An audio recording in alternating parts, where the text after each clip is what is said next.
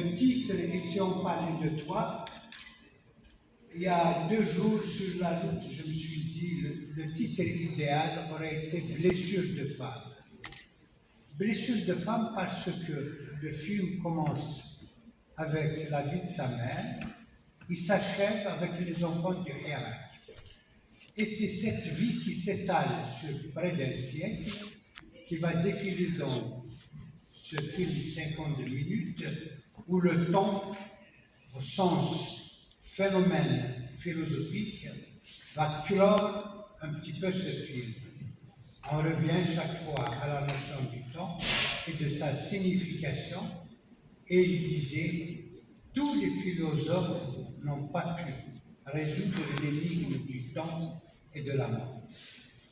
Je pense que c'est un film qui peut paraître agressif à plus d'un titre, parce que Nath Johar va toucher à des tabous, elle va toucher à des problèmes de jeunesse qui n'ont jamais, j'ose le dire, n'ont été abordés ni par le cinéma, ni par la radio, ni par la télévision, ni par le théâtre.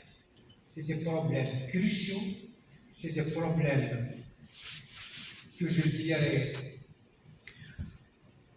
entourés de traditionnalisme, de religieux bigotiques, etc. Donc, c'est un très grand honneur d'avoir affaire à une dame qui a vécu pour la jeunesse et qui continue de rêver pour la jeunesse. C'est une immense patriote. Et c'est un exemple, je pense, phare, qui peut être un repère d'orientation pour une jeunesse parfois désabusée, pour une jeunesse parfois désorientée. Merci. Toute sa vie a été vouée à la transmission, j'ajouterais. Vous avez parlé d'enseignement. Moi, je dirais enseignement et transmission.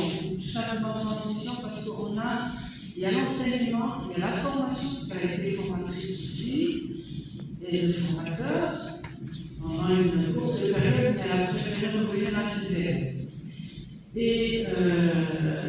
Mais aussi, il y a la transmission dans le sens plus vaste du savoir et de la culture. Parce que son combat, ce n'est pas seulement l'enseignement, mais aussi très vite, elle a compris, quand elle a surtout cessé de travailler, elle s'est mise à écrire, et elle a pris conscience de l'urgence et de l'importance de continuer son travail, non pas en tant qu'enseignante dans des écoles, mais son travail de transmission de la promotion de la lecture, du travail de faire prendre conscience de l'importance et de l'urgence de transmettre la culture, de transmettre certaines valeurs culturelles et morales, et elle s'est adressée avant tout à la jeunesse, parce que pour elle,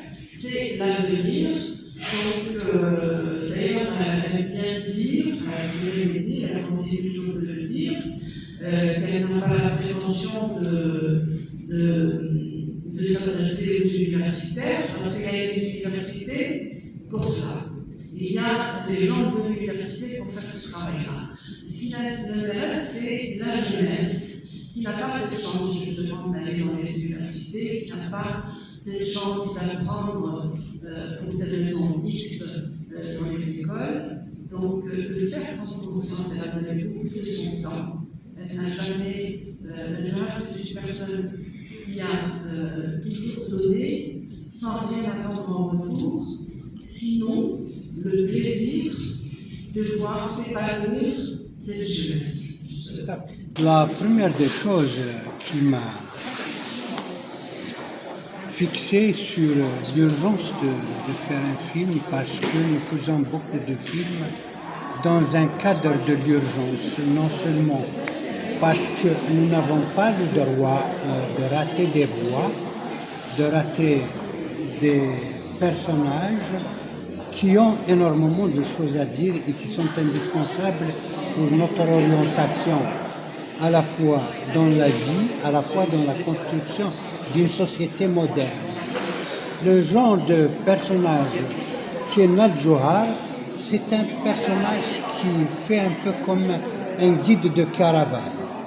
Dans sa discrétion, c'est une femme qui déblaye des dunes et qui disait « suivez-moi, avancez ». Et comme je l'ai dit au début, j'étais vraiment agréablement surpris de voir Nad Johar aborder des problèmes de la jeunesse que jamais n'ont été abordés, tels que le problème de virginité, tel que le problème de l'apprentissage sexuel chez notre jeunesse. Mais ça, c'est des visions du siècle, c'est des visions qui devancent notre société. Comment ne pas braquer sa caméra sur une dame aussi? Là est la question. On a tardé. Mais alhamdoulilah, on l'a fait. Et ça m'honore, comme j'ai dit, c'est un acte de dignité. C'est un film de dignité. C'est la vie de notre. C'est moi.